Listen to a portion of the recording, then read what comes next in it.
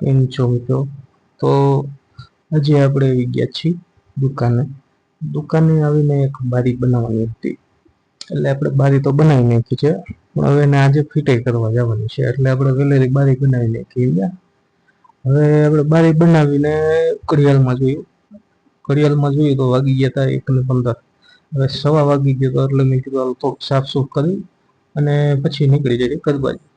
આપણે ઘર બાજુ જવા નીકળી ગયા છીએ અને આ છે અમારા ઘરે જવાનો રસ્તો. હવે રાજકોટમાં જે લોકો રહેતા હોય એને ખબર જ છે કે રાજકોટમાં રસ્તા કેવા છે. રાજકોટમાં રસ્તા એવા છે કે રસ્તા ઓછા છે અને ખાડા જાજા છે. હવે આમાં તમે ગાડી ચલાવો એટલે કાં તો તમારી ગાડી બગડી જાય ને કાં તમારી કમર બગડી જાય. આ તો મેં તમને આગલા વિડીયોમાં કીધું હતું કે જો તમને કમરનો દુખાવો હોય તો એક વખત અમારા ઘર બાજુ ચક્કર મારો. જો દુખાવો થતો હશે તો મટી જશે, અને જો જેને દુખાવો ન હોય એ બિલકુલ રિસ્ક જ ન લેતા.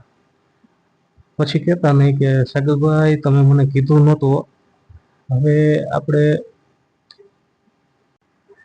આપણે ગમે એમ કરી અને આ એક ડેન્જર રસ્તો આપણે પાર કરી અને થોડીક હિંમત છૂટાવી અને ફૂલ કોન્ફિડન્સથી આપણે ઘરે પહોંચી જાય છીએ.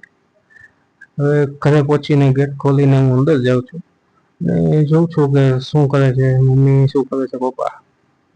મમ્મી સામે ઊભા રસોઈ કરતા હતા રસોડામાં, અને પપ્પા કેમ ગયા ચેતો કરી. હવે પપ્પા રોજની જેમ એનું મોબાઈલમાં જે કામ કરતા હોય. હવે મમ્મીને કીધું આજે ભૂખ બહુ લાગી છે તો શું બનાવ્યું છે, તો આછો બાજરાના રોટલા, તળેલા મરચા, ગલકાનું શાક. વાહ રે વાહ, આજ તો જલસો પડી જશે. અને ઠંડી છાશ, ભાઈ ઉનાળાના સમયમાં તો ઠંડી છાશ પીવાની મજા આવે એવી